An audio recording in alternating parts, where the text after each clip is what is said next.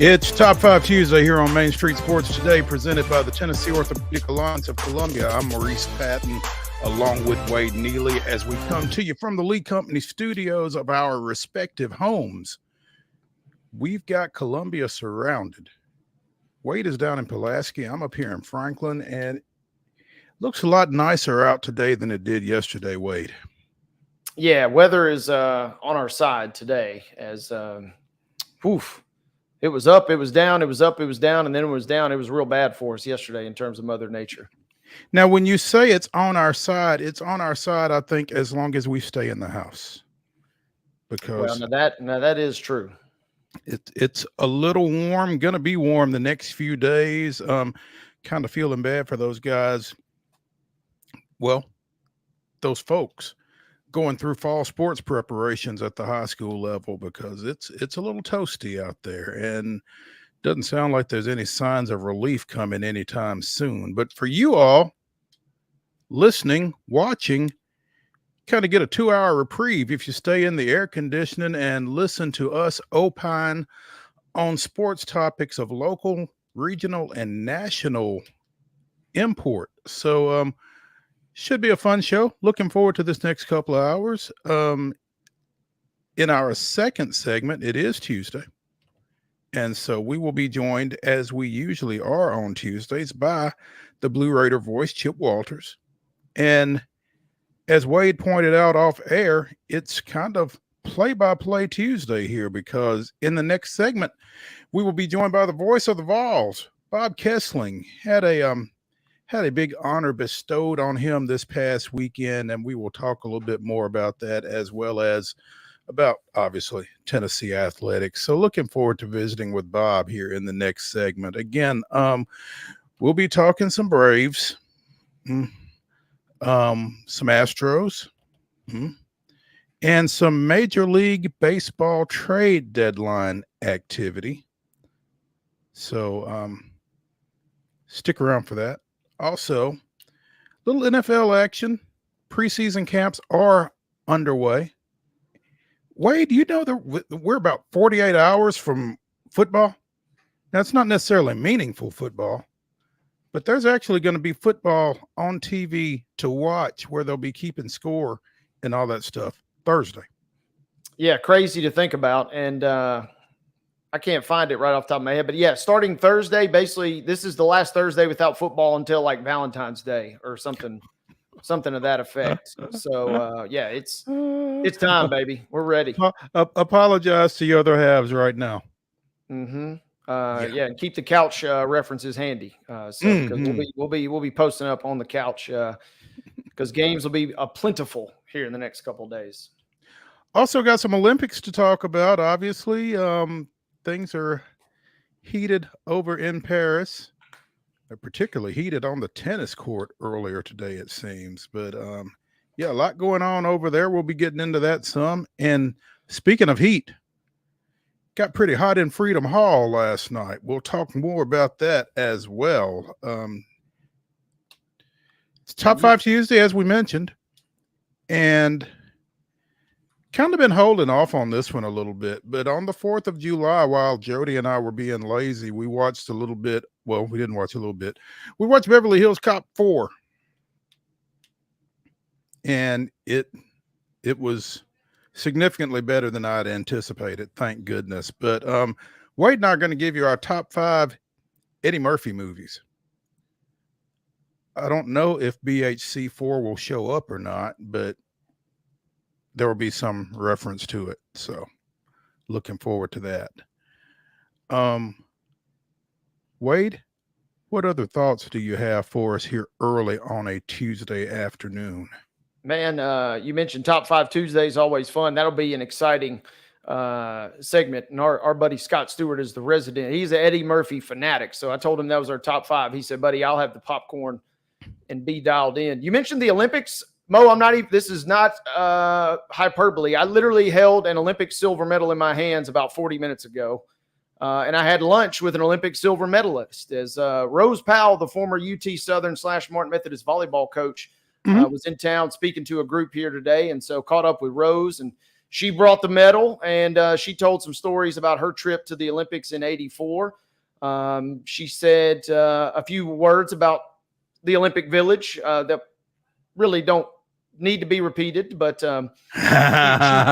she shared some really cool stories, including the stories are true, huh? It was very cool. And, she played at the University of Houston.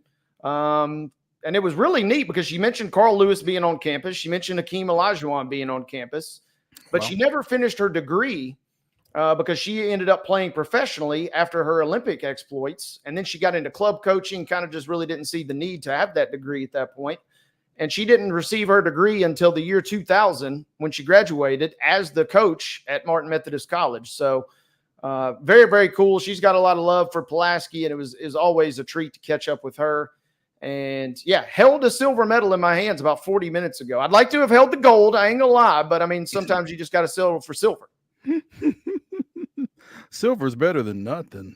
And, absolutely. And bronze is even better than nothing, as we learned with the men's gymnastics team yesterday. So, I mean, obviously you want the gold, but a medal is a good thing, man. And it's not something to be looked down upon. So I just want to know, did you get a picture with the medal? I didn't get a picture with me personally with the medal. I did take quite a few photos of Rose with her, some other Civic Club members with, posing and having fun with it. She's got it in a nice shadow box now. And it's crazy to think about, but she said she only put it in there. She used to bring it to campus every so often when she was coaching at Martin Methodist when I was there. And it would just be out. I mean, it just, you just have it laying on the desk. And now it's in like a nice box along with a pin that they kind of give you as well to kind of really commemorate, kind of like a participation trophy or participation pin of sorts. Mm-hmm. So she has both of those exploits kind of in a box now. So everybody was passing it. Patrick Gilbert, good friend of ours here in town, he was kind of clutching onto that thing, and he was a minor league baseball player in his own right. It was almost like he was saying, hey, this should have been me that had that silver medal. So shout out to Patrick, who maybe was thinking about bolting with that thing.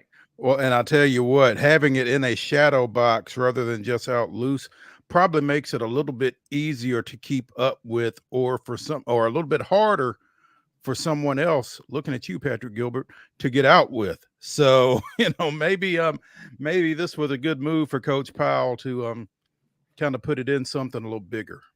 So. Yeah, it was very cool. She just she left Martin Methodist several years ago and had been coaching at Alabama A&M, but just stepped down or retired from the collegiate ranks. But you can't keep a good coach down. As she told us, she's now already picked up a gig. She'll be coaching Sparkman down in Huntsville in the fall. Oh, wow. So she's got the high school going on. She's still had her camp going on.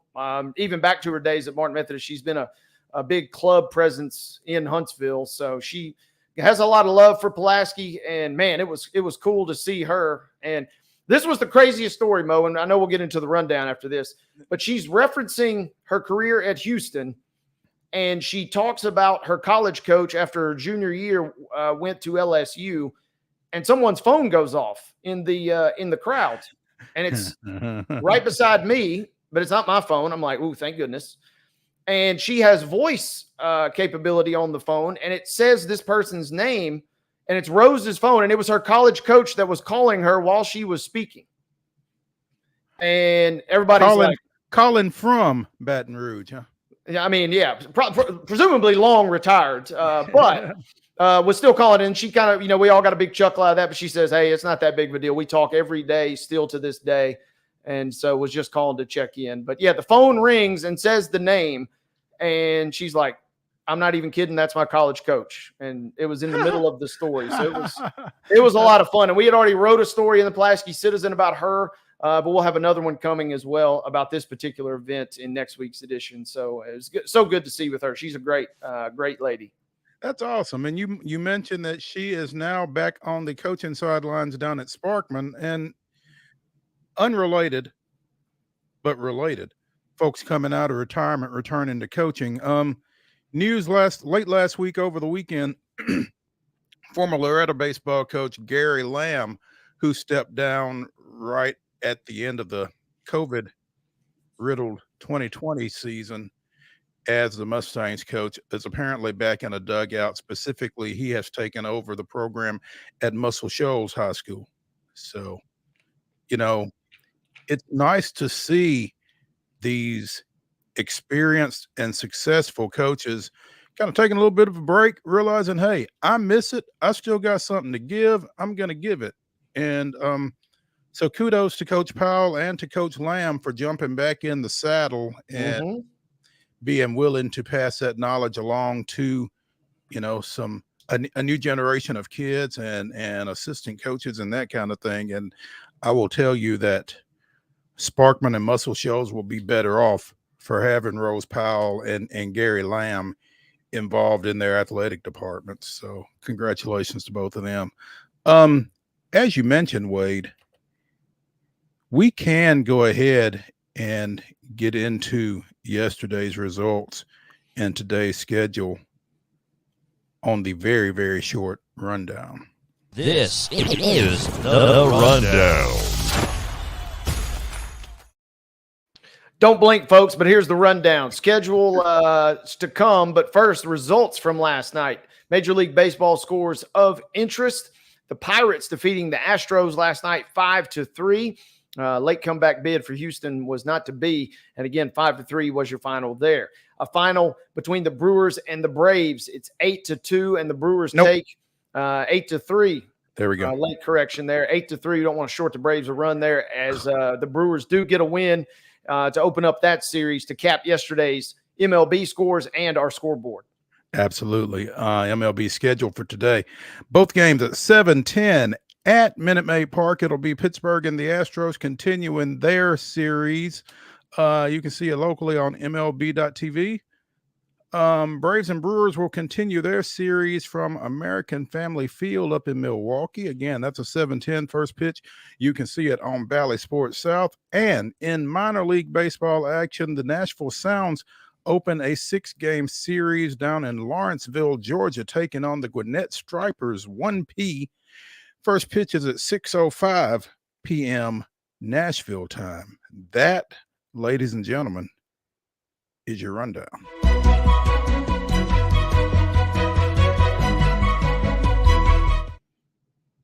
Your top story brought to you as it is each and every day by Piggly Wiggly over in Neely's Mill in Columbia. Be sure and check out their delicious daily deli lunch options available until 6 p.m. daily.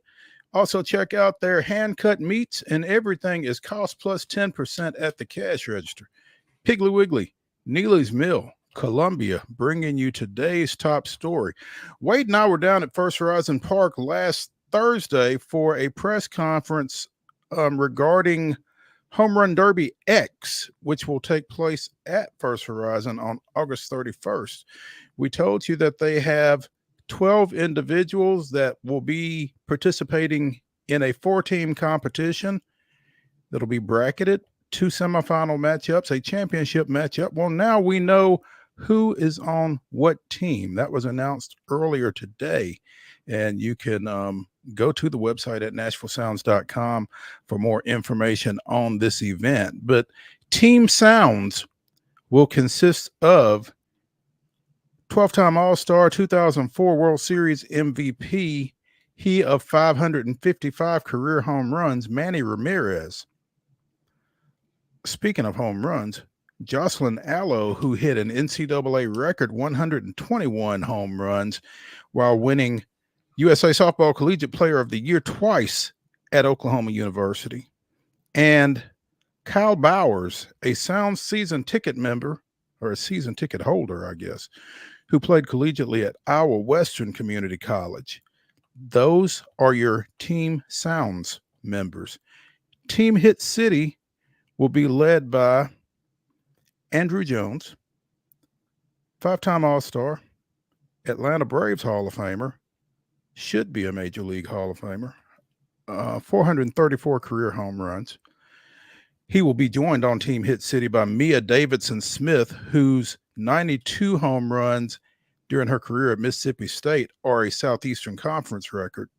She is a 3-time first-team All-SEC selection. And finally, Tyler Marshburn, who plays slow pitch softball for Team USA following a collegiate career in baseball at UNC Wilmington. So again, that's Team Hit City. Team Hot Chickens. And, you know, I bet he campaigned for this. Nick Swisher will lead the Team Hot Chickens. 245 career home runs over a 12-year career. Won a World Series in 2009 with the New York Yankees and is a huge Ohio State baseball fan. I was afraid I was going to have to step between he and Wade at some point on Thursday. Also, Alex Hugo, the 2019 USA Baseball Sportswoman of the Year. She is currently a roving instructor with the Oakland Athletics, and she played softball at the University of Georgia. And the final member of the Team Hot Chickens is Bailey Holbrook. He is a baseball instructor. There we go. At DBAT Nashville, and played in the 2015 Big League World Series. The fourth team is Team Brewskis. They will be led by Pedro Alvarez. Former Vandy boy, hit 49 home runs over his career over on West End and 162 career home runs at the major league level. He was an all-star in 2013. Also, Amanda Lorenz, a three-time Women's College World Series champion at the University of Florida and the 2018 Southeastern Conference Softball Player of the Year. And Corey Lubinsky, who plays for the Nashville Dollies Sandlot team and was an all-conference selection at Lindenwood University over in Missouri. So tickets are now on sale for Home Run Derby X, which will take place on Saturday, August 31st. And for more information on the event and how to get into First Horizon Park for it, go to NashvilleSounds.com. Should be a lot of fun. It's definitely different. Yeah, very unique event that features a little bit of something for everybody, it looks like. Yeah, and, you know, as Nick Switzer explained to us while we were there Thursday, you know, you get a chance to score points both offensively and defensively, which is what kind of separates Home Run Derby X from other home run derbies that you might be more familiar with, which are more of a, you know, a John Daly grip it and rip it kind of thing. But you got a chance to make plays defensively and help your team as well. So there's an interesting little twist to that. This is the third year that Major League Baseball has sponsored Home Run Derby X. This is the first time it has come to Nashville, and so far so good, I dare say. Yeah, it seems like a cool event that probably is going to gain a little traction, especially with kind of the backing of Major League and Minor League Baseball behind it, and obviously the fact you got some big name player buy-in of the male and female variety. I think this is a pretty cool deal that is kind of a very unique way to get people to the ballpark, which is always the big challenge, but also the big area of emphasis for any minor league club. Yeah, and I think the one thing that's really going to kind of help it is it's a fast-paced, fast-moving kind of thing, and I think Nick Swisher said it's maybe a 3-hour event total. So, you know, there's a lot going on in a short period of time, and it's quick-paced and high intensity and that kind of thing. So I think that's going to really put it in a positive light for a lot of folks. So it's definitely intriguing. I'm looking forward to it. So again, August 31st out at First Horizon Park. That's a Saturday night. Be sure and go check that out. Let's take a break here on Main Street Sports Today, presented by the Tennessee Orthopedic Alliance of Columbia. When we return to the Lee Company studios after this break, we will be joined by the voice of the Vols, Bob KESLING. Stick around.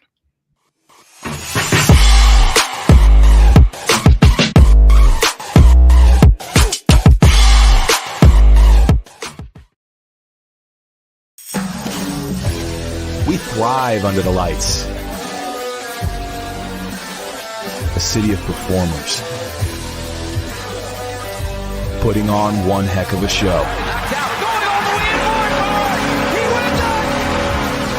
Headlining night after night. Welcome to Smashville.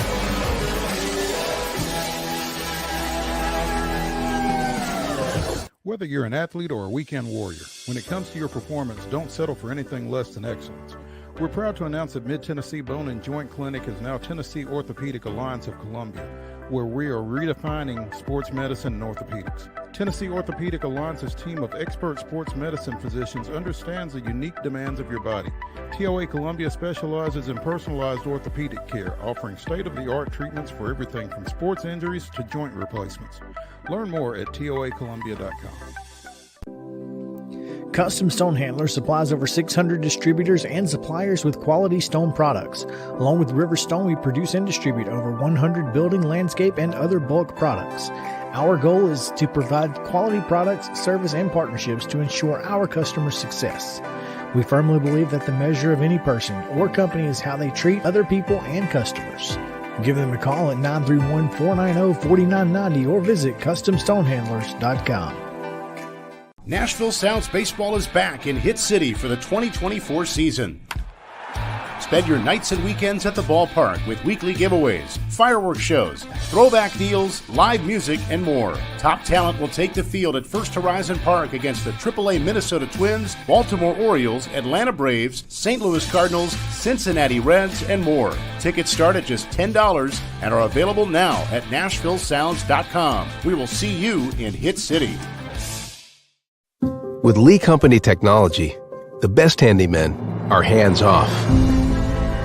Lee Company techs have been using visual findings and other smart technology tools for years to add transparency and virtually take customers along. You see what we see, whether we're in a crawl space or on a roof. With Lee Company, technology helps us help you, no matter what's happening in the world or at your house.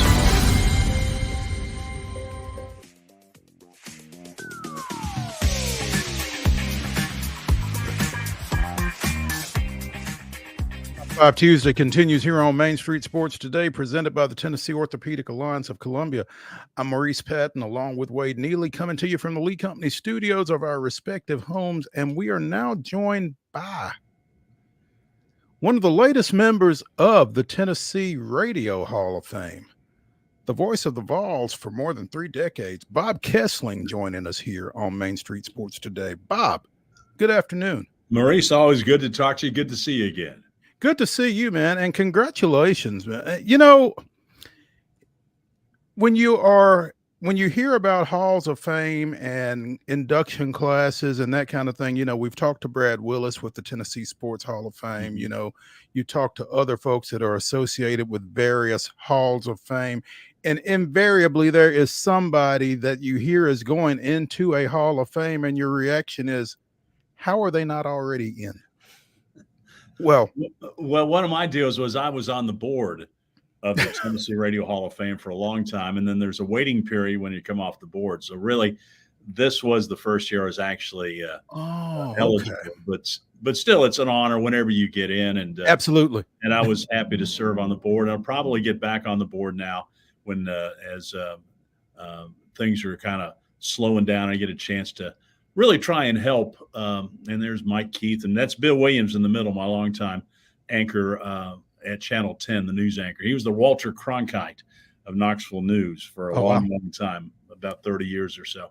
But yeah, you know, the Radio Hall of Fame has been a great thing, and there's so many, you know, radio in the state of Tennessee has played such a big role with WSM and the Grand Ole Opry and all the Memphis radio stations that promoted rock and roll, and the stations in East Tennessee that promoted country music. And so it's just got such a rich heritage, and we're trying to keep it going. Pamela Furr is the president. She's been a one-man wrecking crew trying to get everything put together and does a wonderful job. But we're trying to get more radio stations involved and just keep the legacy of Tennessee radio going. But we had a great time in Murfreesboro on Saturday night. A lot of friends and family there, so that made it special as well. And Maurice, you know, you're in Hall of Fames, and if you're voted in by your peers, that makes it even more special. And so it was really special Saturday night. You know, as you said, Bob, the Tennessee Radio Hall of Fame in particular, and radio in this state. I mean, I remember growing up, and, you know, I remember when Larry Munson was still here doing Vanderbilt athletics, and obviously your predecessor with the Vol Radio Network, the legendary John Ward, and different folks like that, picking up Atlanta Braves radio broadcasts on WSM, as you mentioned. I mean, just the history of radio in this state, again, to reiterate what you said, is so rich and so legendary. And so for an organization like this to take it up to honor those involved with it is really a great undertaking on their part. And again, congratulations to you. It's good to know that you were inducted in the first year that you were eligible for induction. Makes me feel a little bit better about that. Yeah. How is he not already in? So, well, that's kind of you to say. I was one of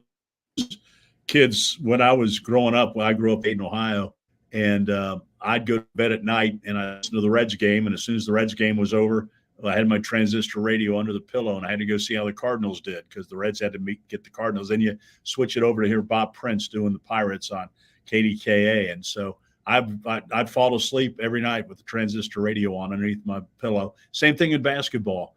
Where I grew up, you could get Indiana games, you could get Ohio State games, Dayton games, Xavier, Cincinnati, Kentucky with Kaywood Ledford. And I'd be all over the radio dial every night listening to the radio and listening to those games. And, there's a magic to it when you're sitting there and it's just you and Kaywood Ledford, and you're listening to him and he's talking about Dan Issel and Mike Pratt and all these guys.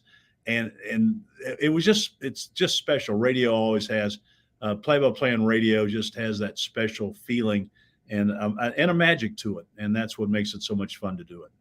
As you were doing that as a youngster, Bob, scrolling the dial, twisted it and just kind of tweaking it to get the static to clear up a little bit and that kind of thing, folks, that nobody knows anything about here in 2024. Right. But as you were doing that, did you envision being on the other side of that? No. And being on the other side of it for as long as you have been? No. I had no clue. I knew, I came to Tennessee. I lucked in to get into Tennessee. I was recruited by a bunch of small schools in Ohio to play football. And I had a buddy that his dad knew Ray Mears when Coach Mears coached at Wittenberg, which is outside Dayton and Springfield. And he was coming down with one of my best friends, and they were going to talk to Coach Mears about him being a manager or walking on the basketball team. And they wanted if I wanted to come with them. I said, well, yeah, I don't know where Tennessee is. Sure, I'll go with you. So I wrote down while they're in the basketball office, I went down to the football office and asked the secretary, what do you do to walk on the football team? She said, I don't know. You want to talk to Coach Battle? I said, yeah. Within 2 minutes, I'm in the head coach at Tennessee, Bill Battle's office. And then he takes me down to the freshman running back room, and I meet Kurt Watson and Don McClare. They hand me a workout sheet. And I called my dad, who's a big Ohio State guy. He was a drum major at Ohio State with a marching band and all that. So he's a big-time Buckeye. And he goes, well, if you're going to walk on at a big school, you need to go to Ohio State. And I said, well, Dad, it's cheaper for me to go to Tennessee out of state than it is Ohio State in state. And he said, go Vols. And so that's how I wound up at Tennessee. But, but I didn't come here thinking I was going to be a broadcaster. I didn't know anybody in the state of Tennessee, and the coaches barely knew who I was. But I got a job. I knew I wasn't going to be a star in football. I played on the freshman team and really had a lot of fun and got to we played Notre Dame and Alabama and all that. And so I had a great time, and I got to play quite a bit. But I knew I wasn't going to be a star in the SEC, and I needed to go do something else. And so I got a job with the Knoxville Sox baseball team. And I was the number 2 man on a 2-man staff. I was the assistant general manager of a 2-man staff. And I put the flag up and cook hot dogs and sell tickets and write press releases and take guys to the doctor and take the uniforms to get them cleaned and pull the tarp and rake the field. I did everything and just loved it. What a great summer job. And so that worked into a part-time job at WIBK. But when I graduated, I was going to be a baseball guy. I was getting ready to go to Nashville to the baseball meetings. I was going to get a minor league baseball job someplace. And eventually my goal was to be the general manager of the Chicago White Sox. That's what I wanted to do. And as I was walking out the door at WIBK, getting ready to go to Nashville, and I had to get a job somewhere. I just graduated. And Bobby Denton said, why don't you stay here? Paul Lyle's going over to Nashville. to be the sports director at KDKA. Why don't you stay here and be our sports director? I said, okay. And that's how I got into radio. I had no plans to get into radio. And I thought, well, I'll do this for a while and see what else I want to do. And I always had my eye kind of on maybe getting into baseball, but then got a job at Channel 10 in town, and then got to work for Jefferson Pilot. And then that led to doing all kinds of other stuff. And then when John Ward retired, Doug Dickey, I was gracious and honored and humbled when he picked me to be the guy that took over for John Ward. But none of this, Maurice, was ever planned. It just kind of worked out, and it's worked out really well for me. I'm blessed. Yeah, and Bob, even, the industry's kind of changed a little bit, but what is it still in your mind? Every play-by-play broadcaster seems like they've got some sort of connection or got their start in minor league baseball. All their roots somehow, some way trace back to minor league baseball. And even though, like I said, the industry is changing a little bit, even still today, it feels like so many great up-and-coming broadcasters have that connection. What is that in your mind? Bob, before you answer that, let me just interject real quick, because I think there's a parallel between that and print journalism, because I am thoroughly convinced that if you can cover high school athletics in print journalism, you can do anything. And I think that a very, very much a parallel between that and minor league baseball, because you're usually the only guy in the booth. And if you can survive minor league baseball, whether it's radio or whatever else it is you're doing, you can do anything. And I think that's true. And there's another part to that too. You said high school football. A lot of guys get their start during high school football, that's where I started. WIVK picked up the Farragut High School games, and suddenly I'm the voice of the Farragut Admirals. And you would go to some fields, and they wouldn't even have them lined off. I mean, they had no numbers on the field. That you had to, that mud hole's the 40, and then that bare spot, midfield, and that's how you would do it. And they had no stats, and you couldn't trust the lineups. But if you could do high school football well, under those circumstances, you could do anything. And the same thing with minor league baseball. If you could be there every single night, cranking it. And I did minor league baseball. I did the sounds for a couple of years with Bob Jameson and George Plaster. We kind of flip-flopped back and forth between radio and TV, and I did the Knoxville Blue Jays for a couple of years and loved it. But I think Lindsey Nelson once told me that if you can do baseball well, then you can do pretty much any sport, and baseball gives you a chance to work on your craft, because you have time to weave in stories. You have time to go down and talk to players. They're sitting around the batting cage, and you go down there every day and you pick up all kinds of stories that you can weave into your broadcast. So if you work at it, baseball is the best way to hone your craft. Football and basketball is so fast, and there's so much information that you've got to get out there. But baseball, it's just you and a guy driving around in a pickup truck, and you're having a conversation back and forth. And it's just it's just a really great way to really work on your craft and become a good broadcaster. And Lindsey Nelson told me it was the best of all the sports Lindsey Nelson did. He said baseball was the best for him. Bob, I want to ask you too. You mentioned the speed of broadcasting, and obviously basketball on radio especially is 100 miles an hour.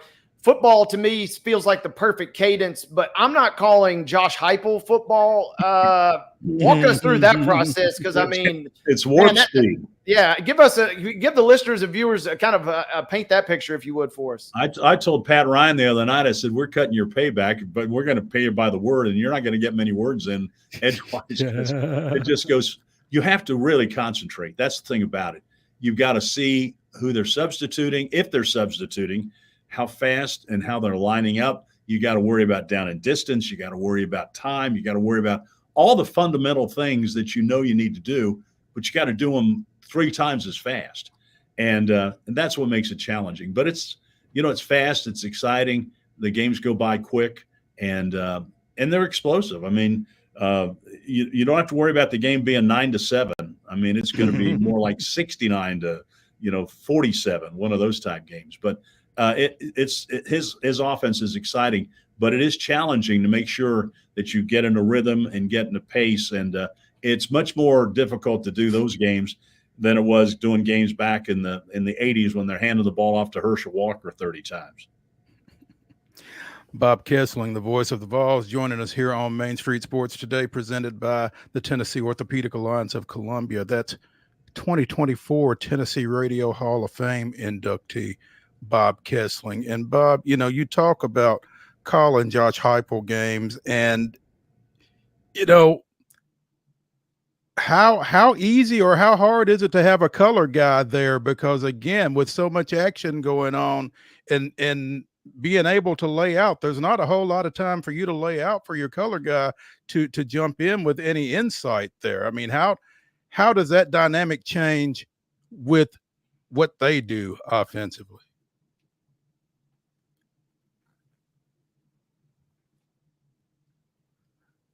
Mark, did we lose Bob?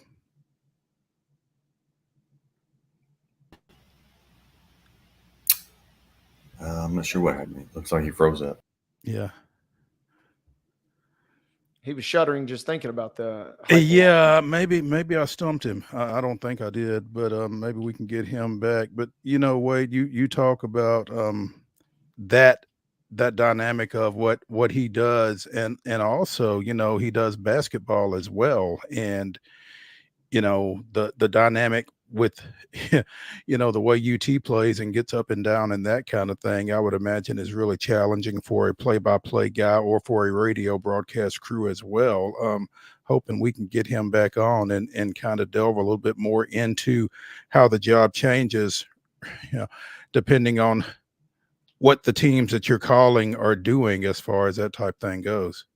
Yeah, and Giles County, they go fast offensively at times, some seasons, but not to the level that Tennessee is going at. I mean, there's a reason that substitution rules have kind of been put into effect, and it's mainly because of Chip Kelly out at Oregon, and then obviously what Tennessee has been doing the last couple of years. The defenses are just scrambling to try and figure out what the heck's going on, and that's without even substituting. And then when you maybe have to substitute, makes it even crazier. So trying to describe all that, that's a fascinating picture to try and have to paint. And that's why I was curious about that for Bob, because you're basically, it turns into essentially play-by-play only at that point. I mean, there is a very limited window for your analyst at that point. Yeah. Makes it tough to be an analyst, but you're getting paid regardless, I guess, right? So TV, the old rule, TV is an analyst medium and radio is a play-by-play medium for sure. And especially when you're talking about fast offense or even, definitely in basketball. Yeah. Hoping we can get Bob back in here and continue to pick his brain, because I'm looking forward to getting some thoughts from him on this Josh Heupel team that will be hitting the field here in about a month now, I guess. We talked about having NFL football here in a couple of nights. UT will be getting started here pretty soon as well. And so they got Chattanooga on the 31st, and then boom, right around the next week playing NC State in a quote-unquote neutral site. Me and some friends were talking about that last night, Mo. They play NC State in Charlotte. I mean, that doesn't feel like a true – it feels like there's going to be a lot of Tennessee fans there, with all due respect to the Wolfpack. Well, I feel like the Wolfpack will have a pretty good bunch there, but I mean, when you talk about this UT fan base and the way they do travel, I'm not sure Charlotte necessarily qualifies as neutral. I think they will find their way over there, for that little 3-hour jaunt. So Tennessee fans were looking for an excuse to visit Charlotte anyway, not as if kind of like last year with Virginia at Nissan Stadium. They didn't really need a reason to visit Nashville, but you just gave them a really good one now. Sure. Yeah, we'll check it out. We're still efforting to get Bob KESLING back and continue our visit with the 2024 Tennessee Radio Hall of Fame inductee. Wait, I was trying to find a list of who else was inducted in addition to Bob and struggling to do so. But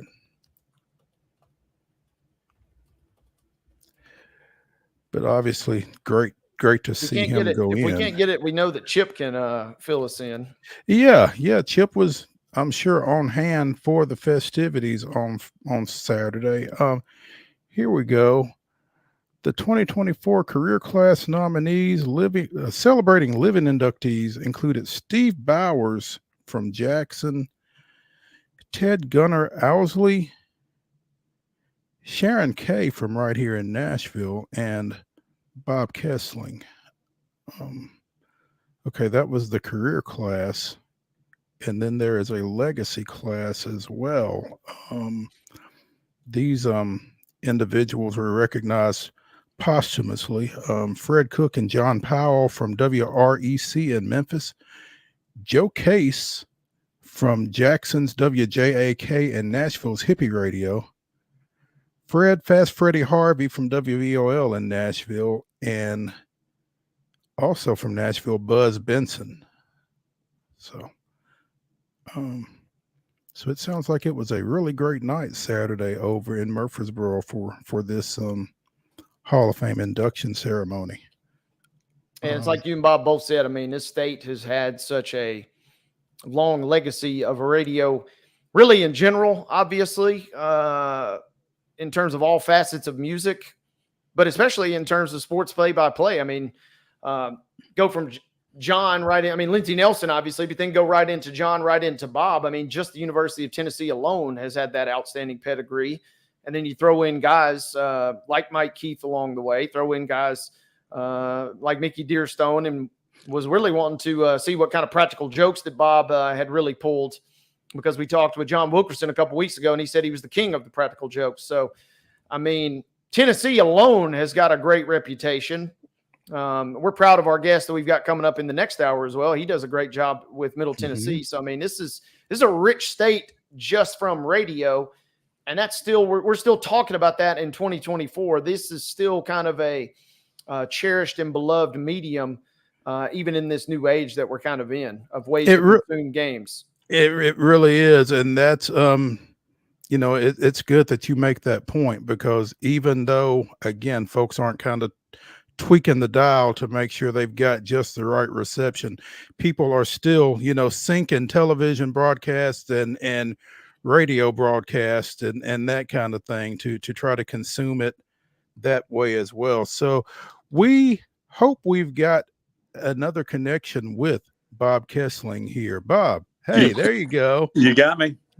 We got you. Yeah, man. We appreciate you coming back. Thanks. You could have bailed I don't know on what us, but we're having a big storm here, and my computer just went down, so we've hooked it up on the phone. So, it's today's media day for Tennessee, and Josh Heupel and the coaches just had their press conferences, and they're supposed to be having picture day at the stadium right now, but it is coming down in buckets. So I don't know. That's going to probably clog up their plans today a little bit, but and apparently affected my computer. We're good to be back with you guys. Well, we're glad to have you back, and y'all must be getting the rain that we got yesterday. But thank you for sticking around. We were just talking about how the style of play, both with Heupel's football program and with Rick Barnes and the basketball team, kind of impacts the broadcast from a play-by-play and from a color analyst standpoint. Yeah, I mean, everything has changed. I mean, back in the 60s and 70s, there was no shot clock, and teams are more deliberate, and the pace was slower. Now the shot clock picked up the pace, and now all teams want to play really fast and shoot three-pointers and move down the floor, and so the pace of the game is different. Football, same thing. Every team now is going with the run and gun, and they want to go fast and wear the defenses out. So you have to adjust to the times, and you try and do that. And so Maurice, the thing is, you adapt to it because the games are fun. I mean, when you get a chance to sit down and do a game, I mean, Mo, I know you'd much rather cover a game than you would a practice. And that's kind of the same thing with broadcasters. I mean, you'd much rather do a game than you would sit there and watch practice, because half the time you don't know what they're trying to do.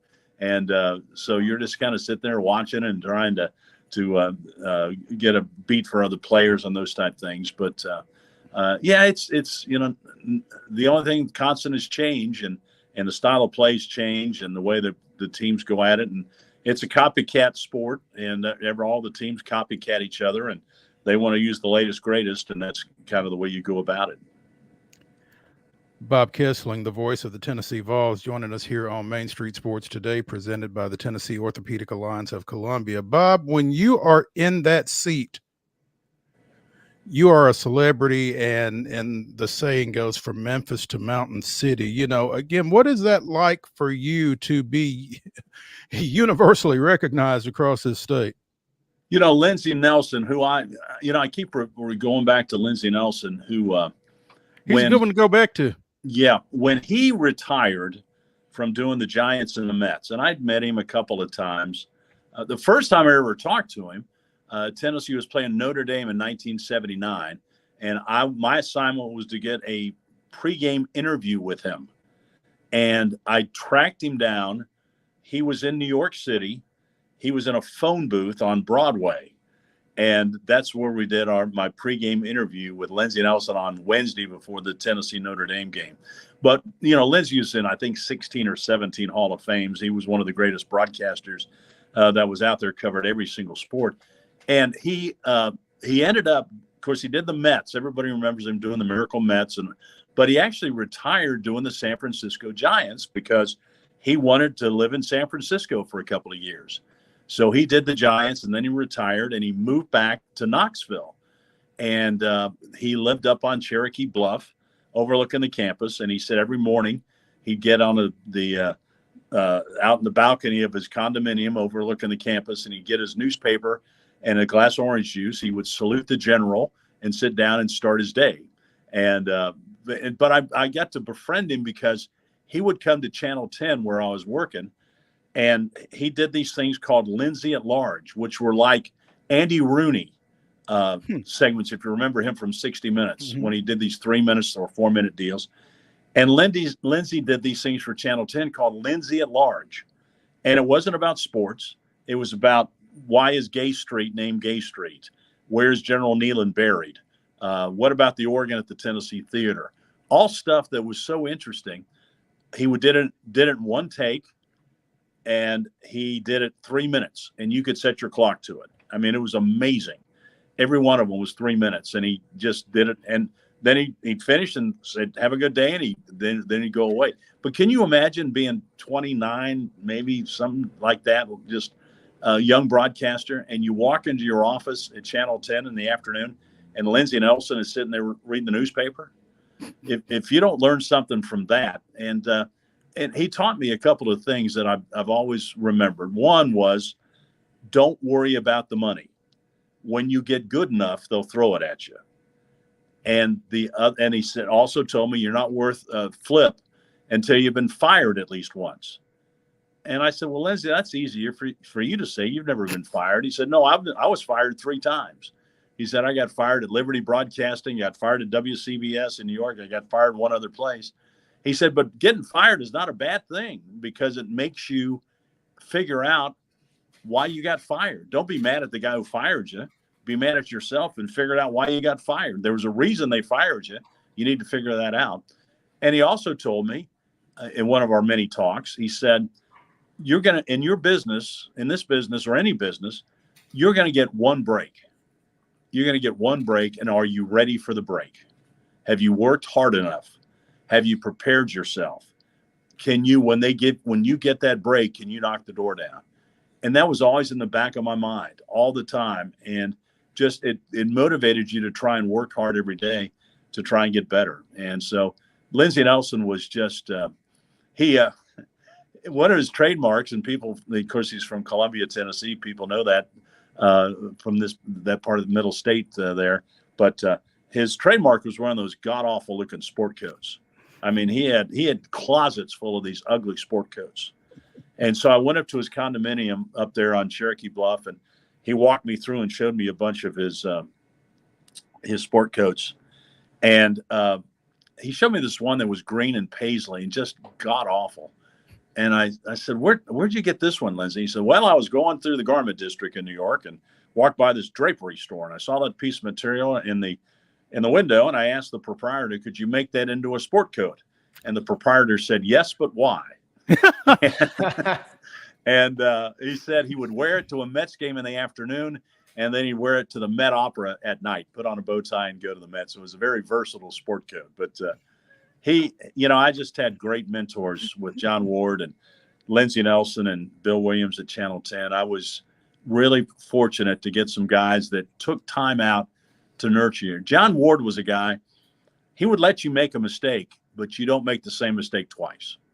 And he would always tell us, I don't need you excited about the Tennessee-Alabama game. I need you prepared. And I always remember that as well. You need to be prepared and don't let your emotions get out of hand. Remember, you're a reporter and you got to report on the game. And so that's kind of the way I've tried to approach things. Bob KESLING, 2024 Tennessee Radio Hall of Fame inductee, the voice of the Tennessee Vols, joining us here on Main Street Sports Today, presented by the Tennessee Orthopedic Alliance of Columbia. Bob, we appreciate you taking some time with us this afternoon. Congratulations again. Well-deserved, long overdue, but we understand why. Hey, Look forward to hearing you on some Saturday afternoons here real soon. Hey, it won't be long. Guys, thanks for having me on. I really appreciate it. And it was quite an honor on Saturday night, and I'm just humbled and blessed by all of this. Thank you. Thank you. When we continue after this break from the Lee Company Studios on Main Street Sports Today, presented by the Tennessee Orthopedic Alliance of Columbia, we'll talk a little baseball. Stay with us.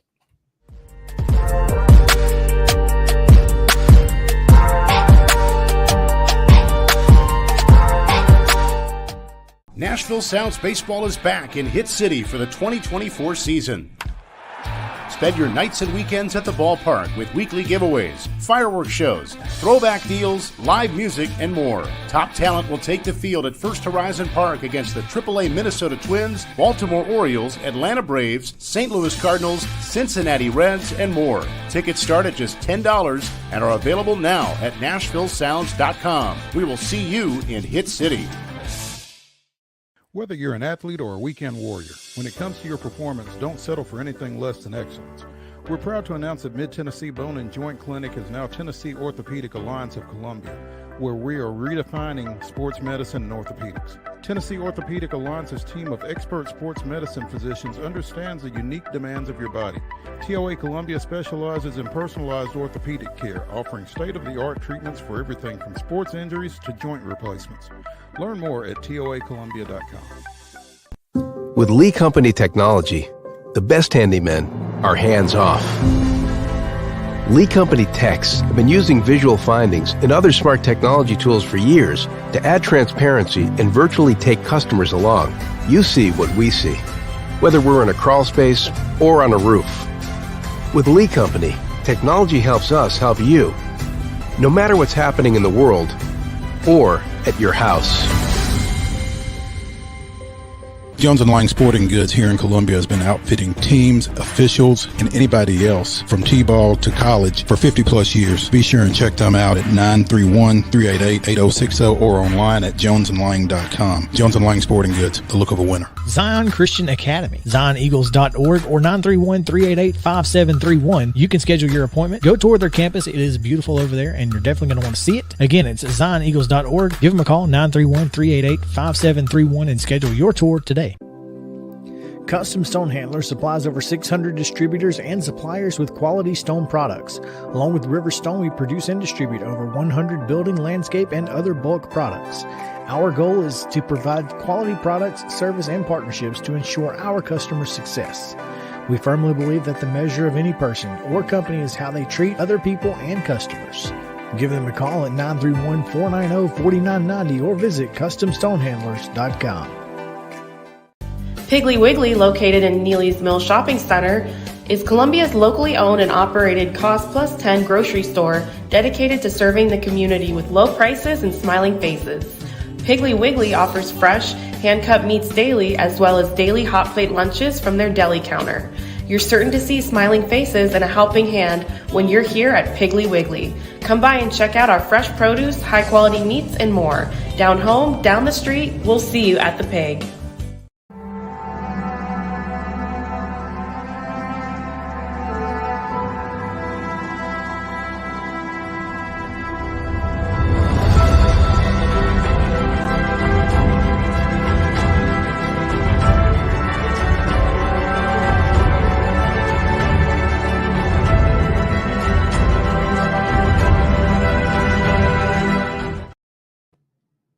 July 30 of 2012, Jason Hayward homered and scored 3 runs. Freddie Freeman had 3 hits, and Atlanta won 8-2 over visiting Miami. It marked the Braves' first Monday win of the season after dropping their previous 12 contests on that day, along with their last 4 of the 2011 campaign. High Sox were the key as every Atlanta player pulled theirs up except starter Tommy Hanson, who allowed a run in 5 innings to get the victory. That was this day in Braves history.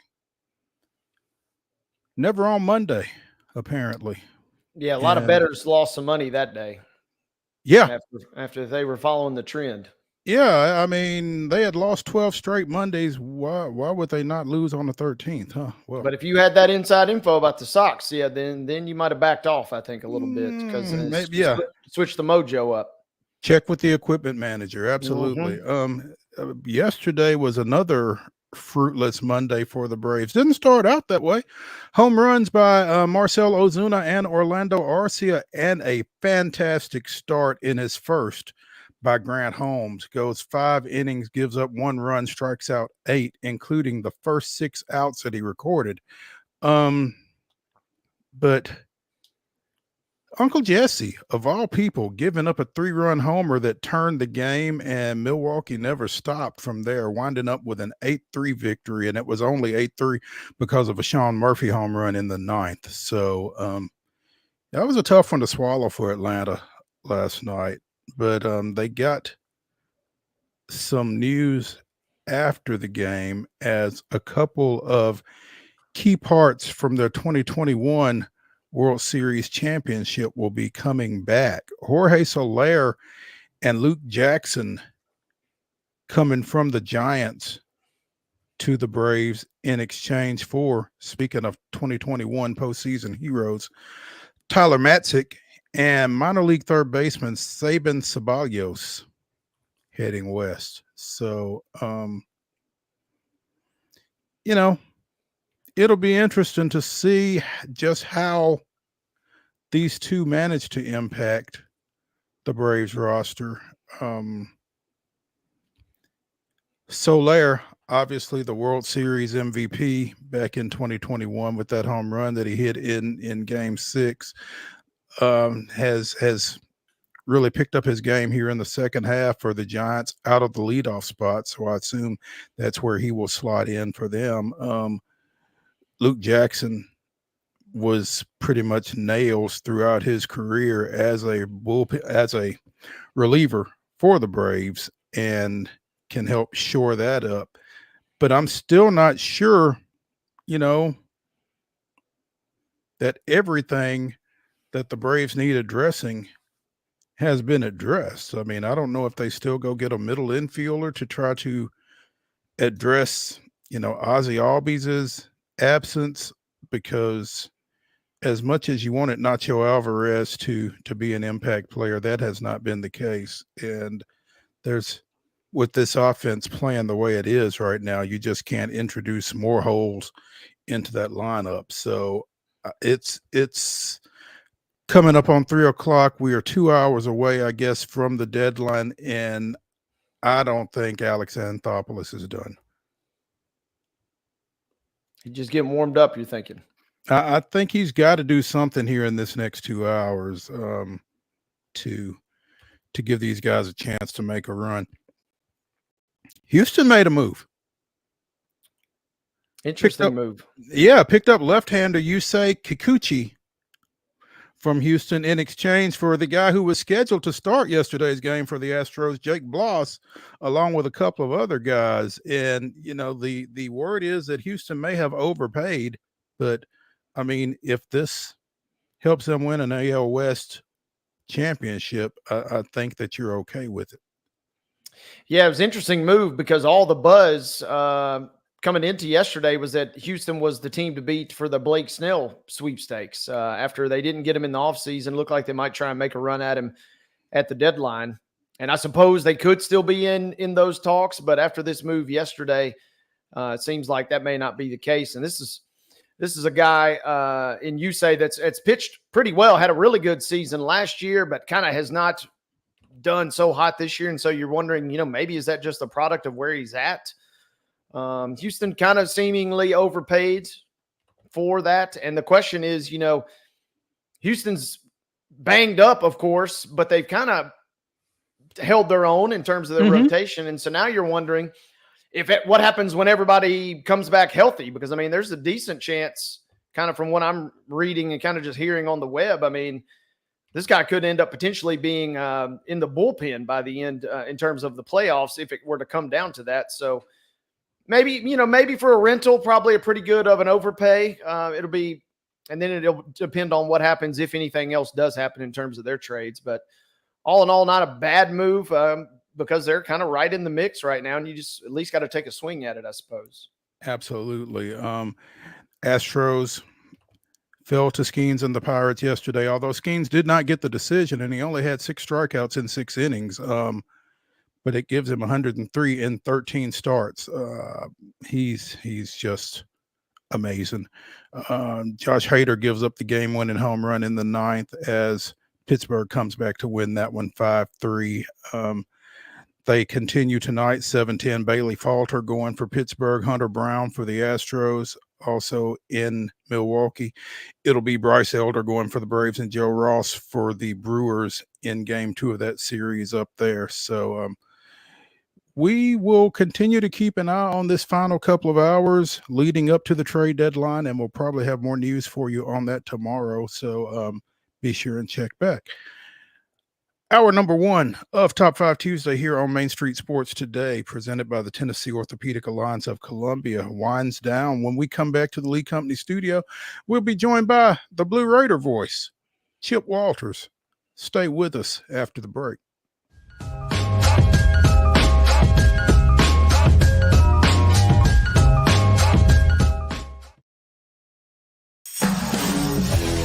We thrive under the lights.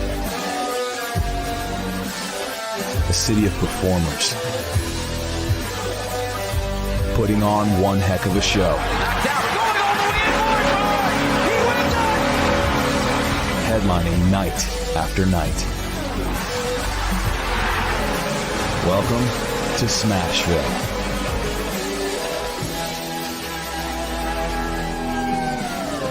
Whether you're an athlete or a weekend warrior, when it comes to your performance, don't settle for anything less than excellence. We're proud to announce that Mid-Tennessee Bone and Joint Clinic is now Tennessee Orthopedic Alliance of Columbia, where we are redefining sports medicine and orthopedics. Tennessee Orthopedic Alliance's team of expert sports medicine physicians understands the unique demands of your body. TOA Columbia specializes in personalized orthopedic care, offering state-of-the-art treatments for everything from sports injuries to joint replacements. Learn more at toacolumbia.com. With Lee Company technology, the best handymen are hands-off. Lee Company techs have been using visual findings and other smart technology tools for years to add transparency and virtually take customers along. You see what we see, whether we're in a crawl space or on a roof. With Lee Company, technology helps us help you, no matter what's happening in the world or at your house. Jones & Lang Sporting Goods here in Columbia has been outfitting teams, officials, and anybody else from T-ball to college for 50-plus years. Be sure and check them out at 931-388-8060 or online at jonesandlang.com. Jones & Lang Sporting Goods, the look of a winner. Zion Christian Academy, zioneagles.org or 931-388-5731. You can schedule your appointment. Go tour their campus. It is beautiful over there, and you're definitely going to want to see it. Again, it's zioneagles.org. Give them a call, 931-388-5731, and schedule your tour today. Piggly Wiggly, located in Neely's Mill Shopping Center, is Columbia's locally owned and operated Cost Plus 10 grocery store dedicated to serving the community with low prices and smiling faces. Piggly Wiggly offers fresh, hand-cut meats daily, as well as daily hot plate lunches from their deli counter. You're certain to see smiling faces and a helping hand when you're here at Piggly Wiggly. Come by and check out our fresh produce, high-quality meats, and more. Down home, down the street, we'll see you at the Pig. Nashville Sounds Baseball is back in Hit City for the 2024 season. Spend your nights and weekends at the ballpark with weekly giveaways, fireworks shows, throwback deals, live music, and more. Top talent will take the field at First Horizon Park against the AAA Minnesota Twins, Baltimore Orioles, Atlanta Braves, St. Louis Cardinals, Cincinnati Reds, and more. Tickets start at just $10 and are available now at NashvilleSounds.com. We will see you in Hit City.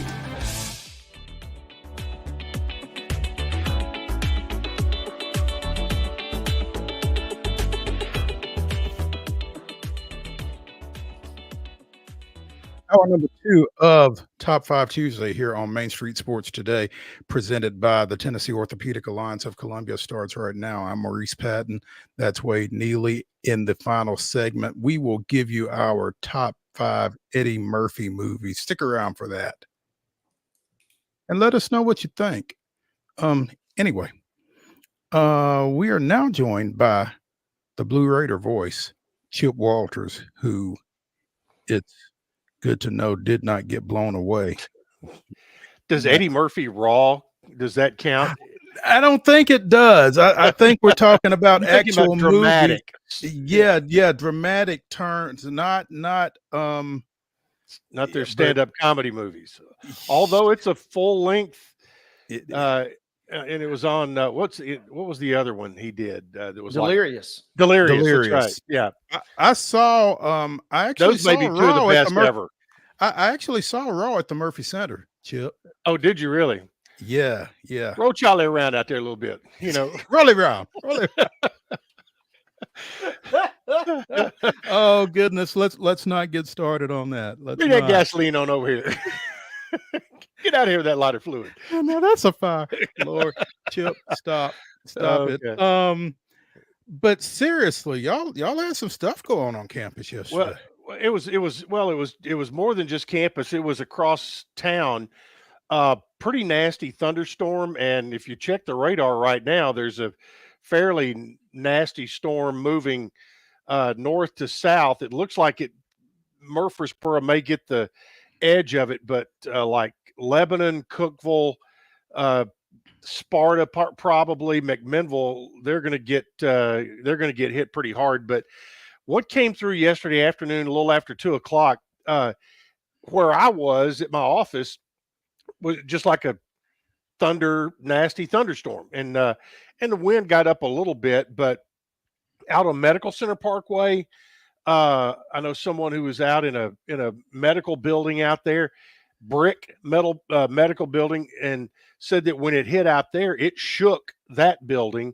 Ooh. And then when it got over toward campus, it almost, from the video that you've seen that was taken by MTSU police, this right here, you can see it just drops down right on top of that equipment trailer and drags it and spins it about 150 feet down through there. Interestingly enough, it's right there by the Peterson Plaza. The trailer did not touch any of those monuments, but the force of the wind actually ripped the top off of about 6 of those, which included the and if they get a chance to run it again and look and see if you can look at those poles, because it ripped off every one. There were banners down through there. It ripped every one of the banners off of those poles right down through there. Some of them landed across campus. Some of them landed in neighborhoods. But the National Weather Service was supposed to be there today to make a determination. And it looks like, with the visual that we have, that, that's right along the third base side of Reese Smith Field. But that certainly looks like something that had some rotation to it. Now, interestingly enough, the marketing department, Chelsea Floyd, Rachel Wright, her group, and also Nathan Wallach, our pal, they all have been displaced throughout the construction projects, and they had been in the football press box. Ironically, yesterday morning, they all had moved to the baseball press box and are going to be there for the fall. So they had really just finished moving in, and they were all just sitting there watching it rain. And all of a sudden, this thing popped up right through the press box windows right in front of them. And I talked to Rachel, and she said that when it initially picked up that trailer, that from where they were sitting, she said it looked like it was going to drop it in the baseball stands. But there's some wrought aluminum fencing down that side, right behind the and it knocked out 2 panels of that, knocked down a light, and like I said, the suction of the vortex, I guess, sucked several of the tops of those monuments off, and also at the big flagpole out by the statues of Coach John Stanford and Reese Smith. When I drove by there yesterday afternoon, and ironically, there's a flagpole that has the American flag and the state flag, and it ripped the American flag off of that pole, but left the state flag. And across campus, some very large limbs. They weren't branches; these were limbs that knocked off. So the campus folks were cleaning all that up, and around town, Murfreesboro Solid Waste and other departments. Murfreesboro Police were out yesterday because there were some traffic lights that were out. It was a very intense 5 minutes or so that happened yesterday afternoon. The great news is that there were no injuries, and the property damage was relatively small. You got a very dramatic piece of video right there that, believe it or not, from what I understand, Al Roker was running that video and talking about it on the Today Show over in Paris this morning. So, Oh, wow. So, well, they say, I guess there's no such thing as bad publicity, I guess, but the Blue Raider equipment truck trailer got on the Today Show today. An empty Blue Raider equipment trailer, fortunately. Yeah, fortunately it was empty, and fortunately there was nobody out there working on it. So, what I did hear was the crews that were inside the stadium, power washing everything, getting it ready for August 31st. There was a couple of guys who got blown around on that mid-level concourse, but they're okay too. But the wind it came up so fast. It was just, it was raining and, lightning and thunder and stuff, but they were undercover. But boy, when the wind popped up and it kind of threw them around a little bit, but they're all okay. And I'm pretty sure all the guys working on the Student Athlete Performance Center, those crews out there working on that steel and all that, I would imagine that when the lightning got within a certain area, they probably knew to come down. So, but again, the good news, nobody hurt. Absolutely. That is big news. And for a second, though, Chip, I did think you were going to say that all of a sudden a concrete management student was going to be enterprising and, trying to get out there and get to work maybe a little bit. That's where I thought maybe that was going, right? It could be. I didn't see any sidewalks torn up, but it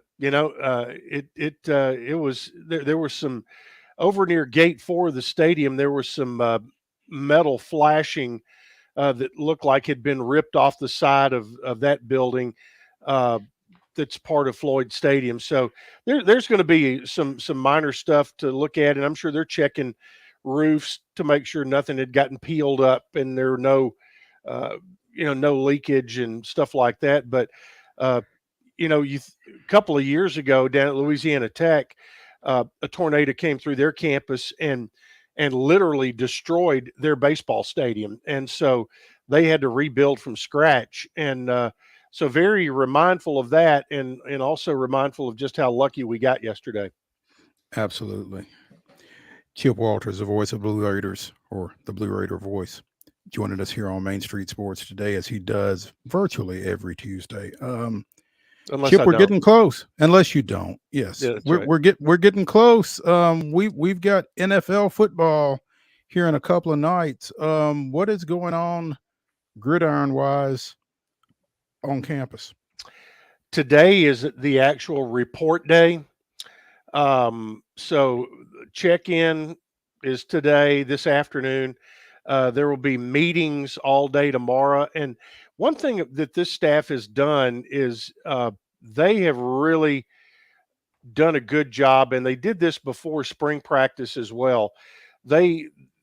Before spring practice, they had about a month of what they called Football 101, kind of just taking their guys through, here's how we do business. Here's how we're going to practice. Here's how we're, in addition to that, they were introducing them to all the terminology for the offense and defense. So I would imagine there's probably, because you've got a whole bunch more new guys coming in that have had a little taste of it through some player-led workouts, but I would imagine they're going to get a little crash course tomorrow of what the expectations are going to be and how business is going to be handled once practice starts for real on Thursday morning at 7 a.m. There on the Floyd Stadium turf, because that's the time frame they're going to go on throughout the years. My understanding is they're going to go mornings, get it done by 9 o'clock, and then after that, you're free the rest of the day to get all your classes in. You don't have to worry about practice interfering with all those labs that happen in the afternoon with classes, and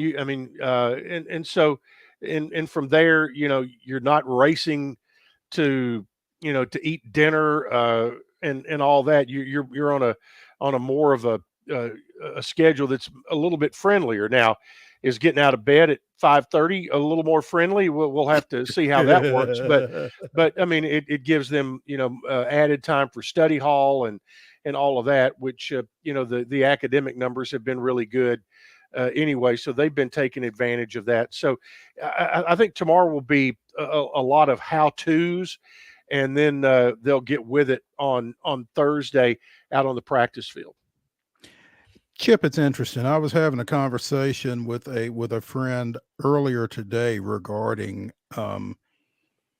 new MTSU football coach Derek Mason, and the different perspectives and the different thoughts that different factions may have about him, relative to his first head coaching experience. Have you had much of a chance to talk to him about what he feels like he learned from his experience at Vanderbilt that may, shape his MTSU tenure from a what not to do type of approach?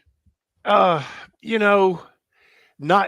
really. It's been more superficial stuff that we've, talked about. Just, I'm trying to think. The longest I had with him was about 30 minutes one day. And, other than that, there have been some, 2 to 3 minute, catch him in the hallway or out in the parking lot, those kind of things. But that's going to start coming around a little bit more. As you all know, next week, we'll have the media day on Tuesday of next week. And I'm going to be doing my Wednesday show, I'm going to actually be doing it on Tuesday next week, but, and hopefully you guys are going to be there. But I think if I remember right, I think it was Channel 5 last night. Steve Lehman had pulled one of his comments from the Conference USA football kickoff, and he mentioned a little bit about that in the sense that, he goes, when it came to expectations and tough scheduling and things like that, he goes, guys, I was at Vanderbilt, so we know what challenges are like. And so I think he understands the challenges that are ahead. But, I've also had other media people who covered him on a regular basis that said, this may end up being a better fit.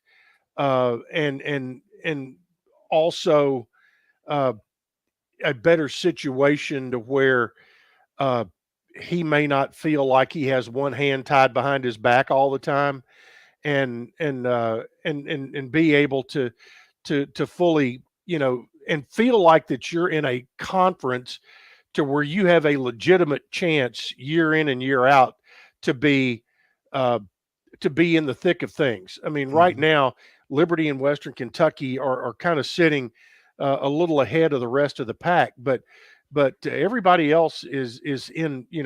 Number one, you're in the conversations for bowl games already before the season has gotten underway. You're in a group of 3 or 4 teams that include Louisiana Tech, FIU, New Mexico State, that are all expected to be in that next tier. But I think he is a head coach and a new head coach with a new staff going into a non-conference or I'm going to say a September schedule. which includes all of his non-conference games, but also a conference game with Western Kentucky. I think, they feel like they have a little bit of an advantage of the unknown that people may have. They may think they know what he is going to do by looking at old tape from Vanderbilt or what his defenses did at Auburn or at Oklahoma State. But, this is a new staff that has strengths, and he has said all along that he wanted his staff to be smart enough to not go in with blinders on and say, here's the way we're going to do it, and this is our way or the highway. He goes, we have to be smart enough to look around the rooms and see where the talent is and where the strengths are, and how to mold that into what Middle is going to do offensively and defensively. So that's kind of where we are, and so I'm looking forward to see that how it plays out. And I'm interested to see Bodie Reeder putting in his offense. I've talked to one player here in the last week or so that is super excited about the offense that they're installing for a lot of reasons, and this is a player that has a good deal of experience, and they say that that they think from a scheme standpoint that offensively Middle will have a chance to be better simply because of that, and in the positions that this coaching staff is going to put them in. Chip, I'm curious. You mentioned obviously Liberty and Western Kentucky kind of with a little distance there, but I'm curious, in this league, in your mind, with a new coaching staff, with kind of a new roster in a sense, is this kind of, could MTSU, just absolutely skyrocket up the league standings in your mind? I mean, to me, it doesn't seem like there is that big enough of a gap. These spots maybe behind those two teams are kind of really up for grabs, and MTSU could finish as high as the second or third, or even finish as low as 10th or 9th or 10th in your mind. So I'm curious where you land on that. Guess is my question. I think I'm comfortable with where they were selected at 4th. Is there an opportunity to move up? And you start looking around and you look at the schedule and look at what you did a year ago. I mean, this is a team last year, and Derek talked about this last week too. He says, don't get it twisted. This is not a rebuild. He said, this is a team that, even though it won 4 games, there were 5 of the 8 losses that were 8 points or less. It's a team that lost by a touchdown at Liberty, really went in with a good plan against them. So it's a team that played Western Kentucky pretty good for a while, and now I think Western has some question marks. No Austin Reed, and he was kind of like a robot back there, just kind of automatic. But it's going to be, I think it'll be interesting. Liberty is really going to be loaded. Caden Salter is back, and apparently, has another year after this. So, Jamie Chadwell and his group, they're going to have Liberty will have confidence going into the conference race, because for another year in a row, they do not play a Power 5. That comes from having lots of financial resources at their disposal. They do not have the need to do that. They have not played a Power 5 in several years, and there are none on their upcoming schedules. So, that in itself helps Liberty, where, for a Louisiana Tech, you pick out somebody, Jacksonville State. I mean, you feel like, okay, you got a chance to win 6 games, or you have a chance to win 8 games. It puts Liberty in a position to where they said, man, we can win 10 games. And, right. Simply because of what you have to look at from a schedule standpoint. And Middle, looking at it, I mean, you've got Tennessee Tech, and all due respect there, because Bobby Wilder comes in from Old Dominion after a couple of years, to get tanned and refreshed. He did a great job at Old Dominion and is an excitable guy. He will get folks excited in Cookeville and will get Tennessee Tech moving. But you feel like that you should be able to outman Tennessee Tech. Then you go to Ole Miss, which is going to be tough for anybody that goes to Oxford this year. You come home for Western Kentucky, who's won 5 out of 6 in the series. Then you've got Duke. And I think, you look at those 2 home games. I mean, to me, that's a couple of games right there where if you could make a little magic happen, you could really, put yourself in a great position going into your conference race, the thick of the conference race in October. And then after those 2 home games, you go to Memphis, who's going to be picked top 2 in the American this year. And, Ryan Silverleaf has done a tremendous job there. But, I think everybody's looking forward to seeing that series get going again. So, there's so many unknowns. And I think the question you asked, Wade, about Middle could be asked about every school in the league. Is Sonny Cumbie's offense finally going to get going at Louisiana Tech? Is Sam Houston better than their 4 wins from a year ago? Because they lost to Liberty by less than a touchdown as well. So you think about Sam Houston's a team that you are 2 springs away from them winning a national championship in the FCS level. You add Kennesaw, who has won 48 games in 5 years. And I don't care what level you're on, if they know how to win. And Jacksonville State proved to everybody they know how to win. And this is going to be a tough league. But I think, Middle is going to be with what they have. I mean, I think offensively, Middle's going to have the ability to score points.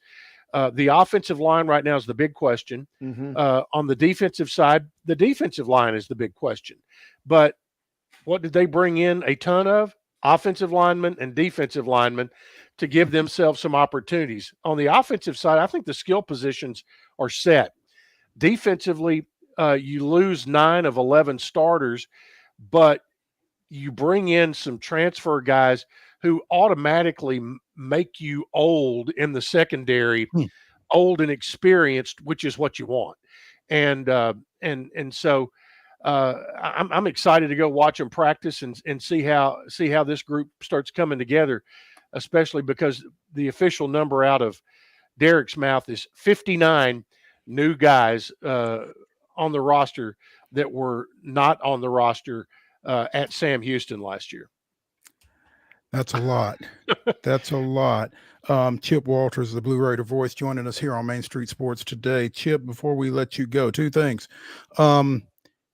We just had Bob KESLING on, 2024 Tennessee Radio Hall of Fame inductee. Big night in Murfreesboro Saturday. It was, and I appreciate you letting me talk about this because Bob KESLING is as class of an act as there is in the business of what I do. And he is completely generous with his time helping others, has done that for years. He probably was not treated fair by his own fan base when he assumed the position, because it is always tough to follow a legend. That's like, is Kalen DeBoer going to be treated fairly by Alabama fans?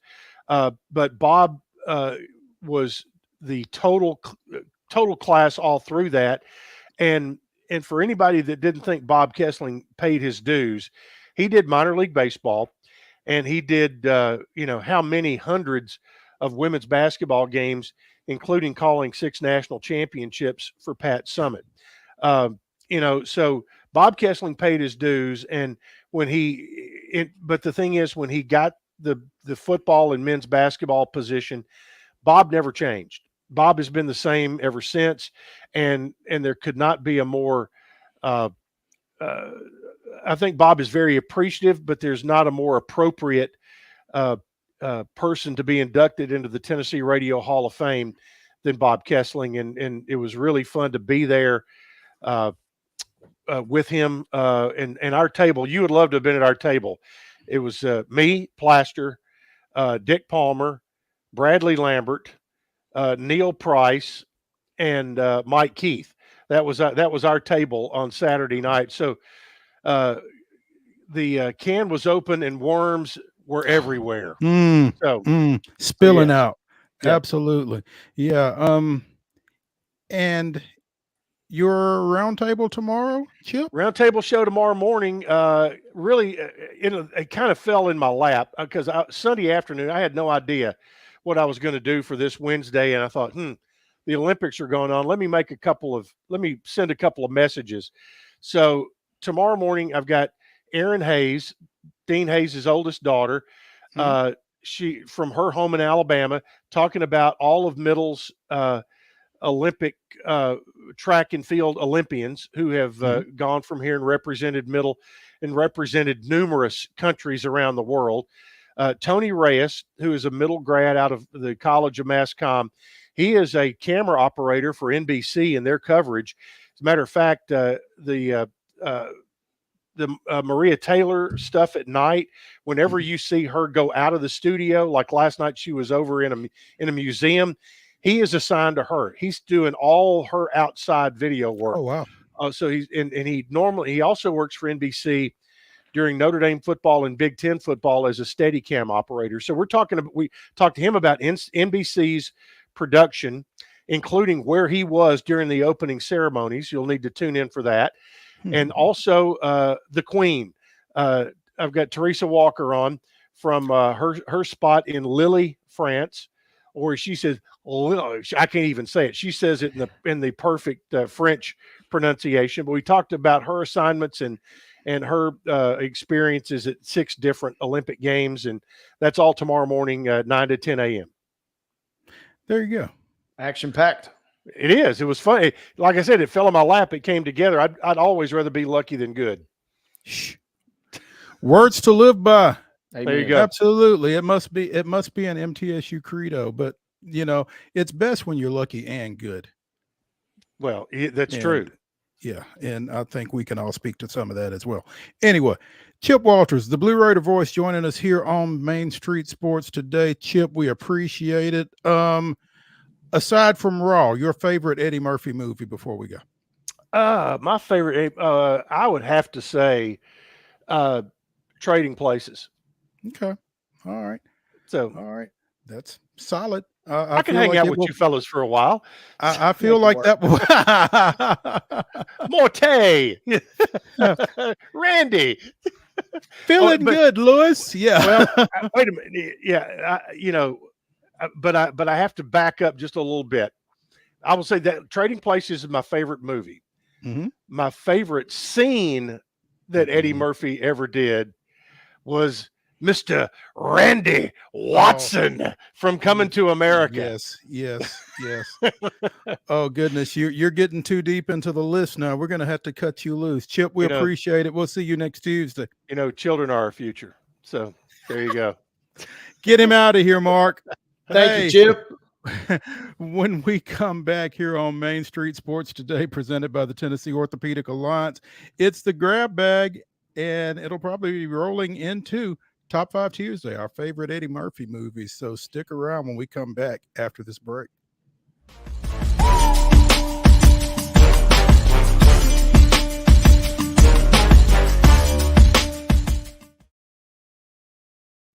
With Lee Company technology, the best handymen are hands-off. Lee Company techs have been using visual findings and other smart technology tools for years to add transparency and virtually take customers along.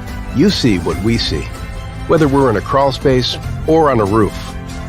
With Lee Company, technology helps us help you, no matter what's happening in the world or at your house.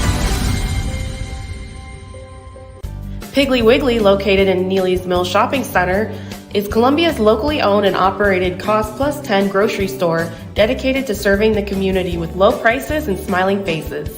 Piggly Wiggly offers fresh, hand-cut meats daily as well as daily hot plate lunches from their deli counter. You're certain to see smiling faces and a helping hand when you're here at Piggly Wiggly. Come by and check out our fresh produce, high-quality meats, and more. Down home, down the street, we'll see you at the Pig. Whether you're an athlete or a weekend warrior, when it comes to your performance, don't settle for anything less than excellence. We're proud to announce that Mid-Tennessee Bone and Joint Clinic is now Tennessee Orthopedic Alliance of Columbia, where we are redefining sports medicine and orthopedics. Tennessee Orthopedic Alliance's team of expert sports medicine physicians understands the unique demands of your body. TOA Columbia specializes in personalized orthopedic care, offering state-of-the-art treatments for everything from sports injuries to joint replacements. Learn more at toacolumbia.com.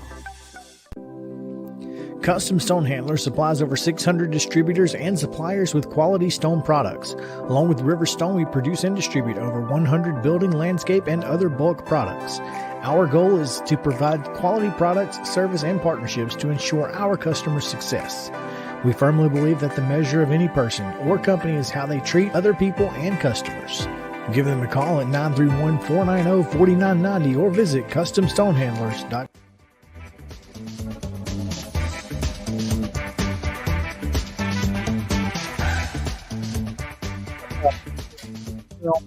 Sports Today, presented by the Tennessee Orthopedic Alliance of Columbia. In our final segment, Wade Neely and I will be giving you our top 5 Eddie Murphy movies.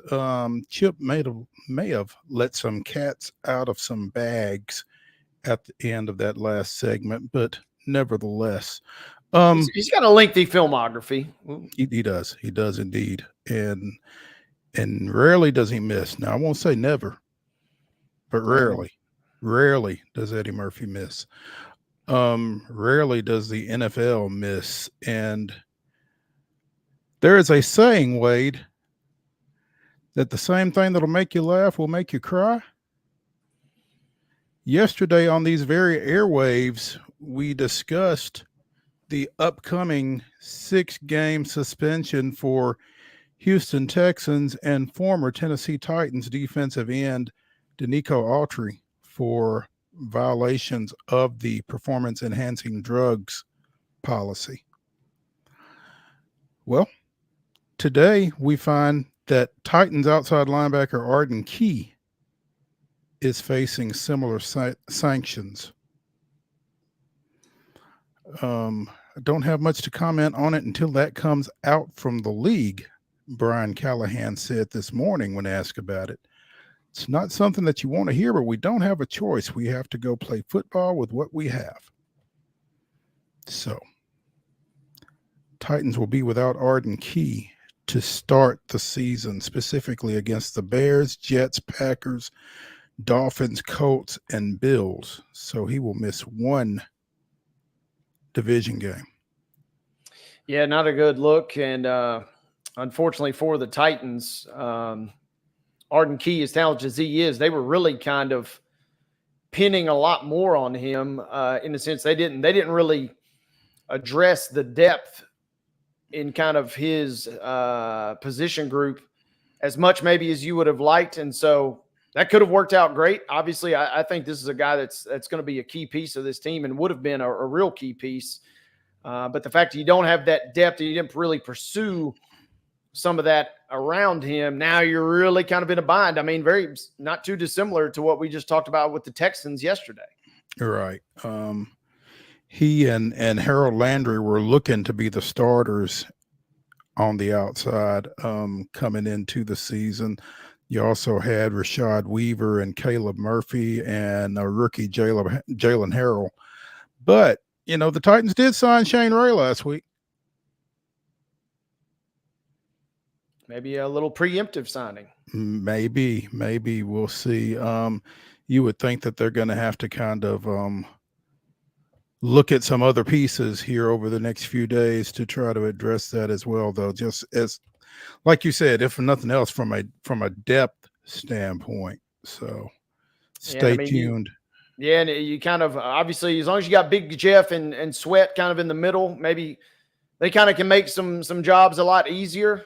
But yeah, having that depth is certainly a nice piece. And as talented as Key is, he definitely was going to be relied on, it seemed like, coming into this season a little more than you might have initially suspected. So I'll be real fascinated to see from a personnel standpoint where this goes. His 6 sacks last year were number 3 on the Titans defense, and that was his first season. So, you feel like maybe with a year under his belt, even with a new defense, maybe he's a little bit more comfortable going out there. Maybe he turns up that productivity this time around, but he's going to miss your first 6 as it stands right now. So, and he was, I don't know how much this will factor in, especially because the Titans have a whole new regime, but he's a big locker room guy. Everybody likes him. Vibes are off the charts with him, and that does account for something. And again, with a new staff, winning can cure all. So maybe everybody is on the same page from the jump. So his presence will be missed there as well. Hopefully they can get that resolved. And yeah, in a perfect world, maybe even get that reduced in some capacity. One thing that we neglected to talk about on yesterday's show, couple of quarterbacks got some contract extensions over the weekend, specifically Tua Tagovailoa, 4-year extension worth $212.4 million, and Green Bay's Jordan Love got a 4-year, $220 million extension from Green Bay. You know who had to be the happiest about that? Dak Prescott. Because, last man standing, right? Wade, you'll be familiar with this phrase. I had to look up where it originated, and you will appreciate that it was Fat Joe that said, yesterday's price is not today's price. Prop Joe, if you're going with the wire there. and I do believe not the rapper Fat Joe. Oh, okay. All right. My bad. Well, thank you. No. Thank you. We're going to get you on the wire, though, and you will thank me in spades. I really do need to get on the wire. That is a massive void in my background because it was on HBO and we didn't have HBO. And, I was not around TVs a whole lot during the Wire's run, but I do need to get on that. And it's like you said, just right there. There's a million little references when you watch it, you're gonna be like, oh, or okay, yeah. Now it makes sense. But you are exactly right, because these big deals were coming out, and sometimes it pays to go last. Almost in a sense, it seems like. I think for Dak Prescott, it pays to go last. I think for the Dallas Cowboys, not so much. Yeah, because yesterday's price is not today's price. And who was it? Stringer that said, let them know we back up. Yeah. I want you to put word out that we back up, baby. We back up. Yep. So I think that's about where Dak is getting ready to be right now. But yeah, they between this situation and CeeDee Lamb and Micah Parsons, all of whom I think are going into the last year of contracts, CeeDee is not in camp. And I think Jera and Steven have really kind of mismanaged this situation. Man, I Prescott, mean, even for them. Yeah, and Prescott, man, it's one of those situations where the Cowboys have kind of boxed themselves in a weird corner, because, I mean, we are talking about a guy that was at times an MVP candidate last year, but we also are talking about a guy that has one playoff win in his career. As you were saying about something else here in the last, I guess yesterday maybe, he's kind of high variance to some degree, but if he hits the open market, you really think Dallas is going to get him back? Yeah, that's what I'm saying. Dallas is in a weird spot, right? Because he's done so much that the fans, it feels like the majority of the fan base is on his side, and they would be really upset if for some reason he left. But then it's almost kind of a poison pill situation, because I don't think deep down they really want to pay him that much, or he's not quote unquote worth that much, but you've kind of forced your hand, and the situation has played out as such that they're probably going to have to give him a big contract, or else he walks, and then you kind of lose the battle of public perception, which is sometimes worse than losing the game on the field. Well, and not only that, though, Wade, I just don't think you replace Dak Prescott with a quarterback of Dak Prescott's quality, whatever that is. Probably not an immediate plug-and-play situation, that is for sure. You know, you might bring in somebody in kind of like a Tannehill that really exceeds your expectations. But, I mean, yeah, not looking good. And I do want to clear the air. I stand corrected. 2 playoff wins for Dak Prescott. I don't want the Prescott fans coming after me. But, yeah, I mean, it's a weird spot, right? Because he's done so much, and you're probably not going to get a whole lot better, especially in the short term or the immediate term. But at the same time, man, do you really want to lock in that big of a contract potentially? They're kind of in a weird spot. You don't, but, you know, you kind of played chicken with the train a little bit here. You probably could have gotten him for less earlier. And now the number is just continuing to go up. When he sits and watches Tua get 212 and Jordan Love get with barely a full season as a starter for Jordan Love, getting 220, and he's just sitting there thinking, you know, cha-ching. And behind him, who's really also thinking about this, is Brock Purdy. Mr. Irrelevant himself is he's the next in line right after Prescott, and it's like, holy moly. Same situation. I mean, but you know what, though? I think John Lynch and the 49er front office camp will be a lot more proactive in dealing with their situation than Dallas and Jerry and Stephen Jones, just because they always have to be the smartest guy in the room. But may come back to bite them. Yeah, it also feels perfectly on brand for the Cowboys to end up in some major deal, kind of like the Yankees, or insert other popular franchise here, where they get Dodgers, all these names, and they just run out of money, and they look around and they're like, oh, we don't have much of a team at all. We just kind of have this random hodgepodge of players on crazy contracts. Mm-hmm. Yeah, absolutely. Paris wasn't very nice to Coco Gauff. Apparently she was on the wrong end of a call in an eventual 7-6-6-2 loss to Croatia's Donna Vikic.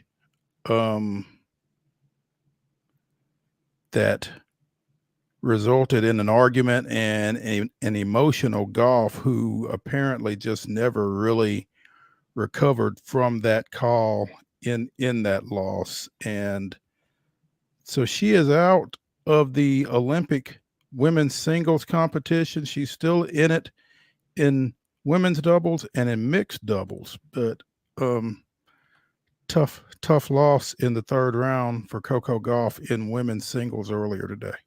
Yeah, not good. And you know, everybody was rooting for her. Obviously, she's kind of, in a sense, transcending to international stardom with the start to her career that she's had. But man, she was, outside of LeBron James, who was her other flag bearer, I mean, they were the two big individual draws. And so it's unfortunate to see her not only bow out in the singles part, but also to bow out kind of in a tough situation. That it just not good. And you certainly were hoping for a better result from her in the individual capacity. Absolutely. You know, we talked about the men's gymnastics team yesterday winning bronze 2008. U.S. women's rugby sevens won bronze today, defeating Australia 14-12. And I don't know a lot about international women's rugby sevens, but I feel like that's an upset.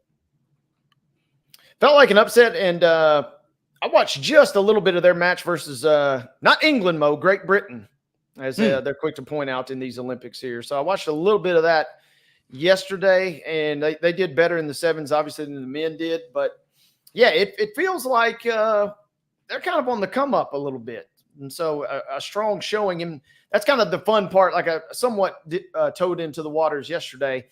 we can't be good at everything. And so it is kind of fun when the sports that we are kind of playing behind a little bit, that we kind of have an impressive showing.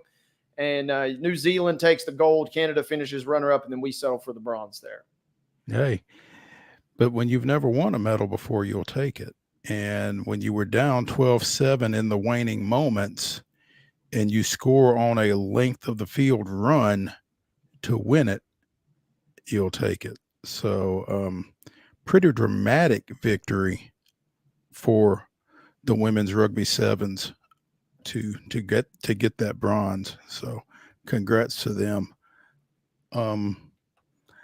We are going to forego our final break here on Main Street Sports today, and we are going to go straight into Top 5 Tuesday, which is brought to you by no one, actually. We need to fix that. No, I'm sorry. We've got a sponsor for this. Mid-South 5 Fitness. I knew. Mid-South 5 Fitness, 2 great locations, one in Franklin, one in Columbia. Whatever shape it is you're in, Thalos Steel will get you in a better one. Find him at Steel Athletes. That's STEEL athletes.com on the interwebs. Again, Mid-South 5 Fitness, Franklin, Columbia. Check them out. They bring you our Top 5 Tuesday. And today, that is Eddie Murphy movies. Not stand-up, but actual dramatic turns by the talented Mr. Murphy. And Wade, as always, the floor is yours. Let's start it off. And I'll preface this list by saying these are ranked by me personally in terms of either watchability, likability, and just overall good vibes. So don't be going on Rotten Tomatoes. Don't be going on Rotten Tomatoes and shaming me when one of these might have like 30%, because my man has made some clunkers, but I may still enjoy those.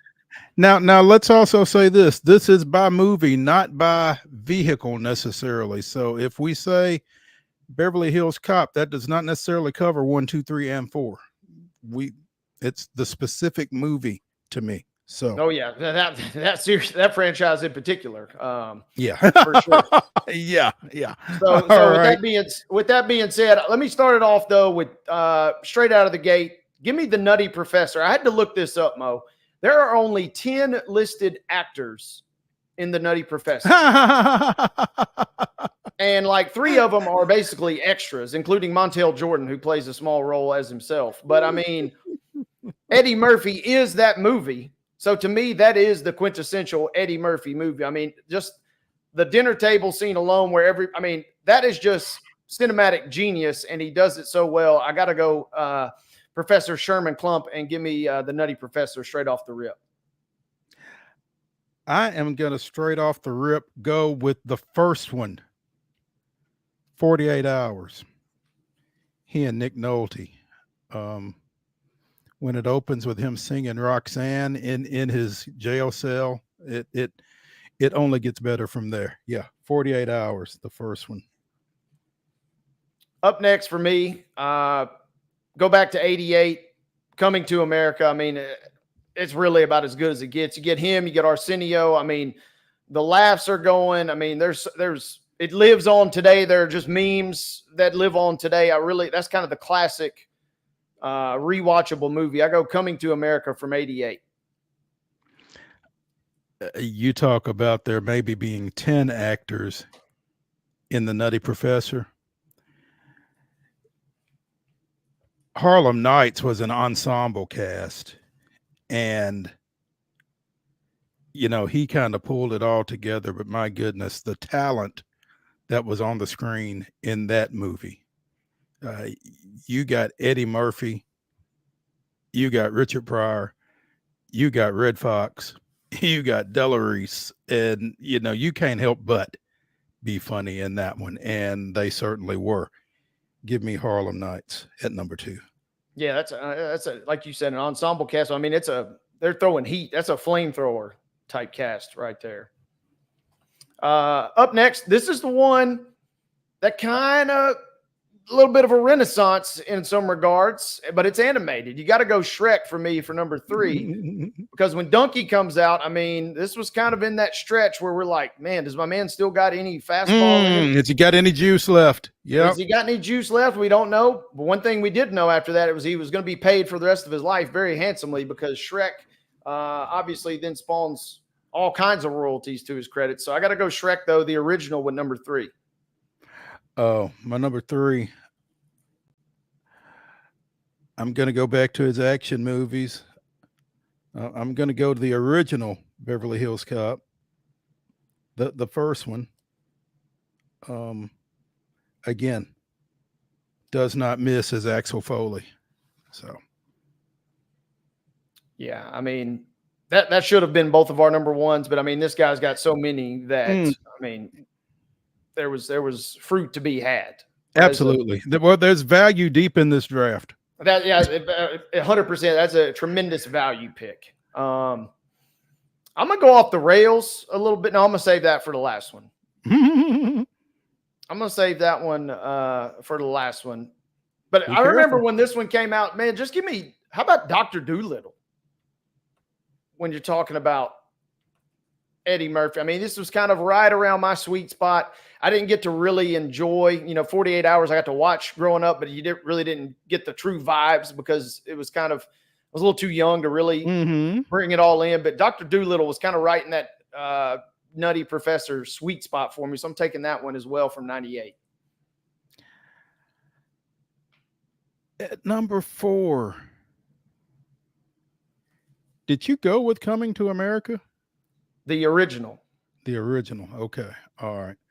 All right. I am going to go. I'm going to steal chips. I'm going to go trading places. And again, great value at number 4. Yeah. And that leads me to a good one for me. I was going to go crazy off the rails, but I've had a moment of clarity, and I'm going to come back. This movie was on TV a million times, and I would watch it anytime, but Life is about as good as it gets. I mean, you kind of almost forget about Eddie Murphy because Martin Lawrence is so good, and then you almost kind of forget about Martin Lawrence because Eddie Murphy is so good. I mean, that movie stands on its own. It's not the greatest movie that's ever been made, but man, I watch it every time it comes on. And I love it. There you go. There you go. Do you make people laugh, as someone once asked him so famously? So yeah, can't get right. Life is very underrated in the Eddie Murphy pantheon. With the 5th and final pick, I'm going to go with The Distinguished Gentleman.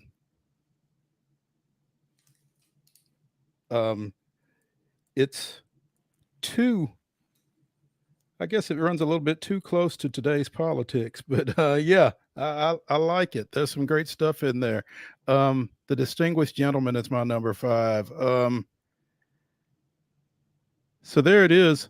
I did not pick Vampire in Brooklyn. I just couldn't bring myself to do it, but I mean, that's worth mentioning. But Metro is also worth mentioning.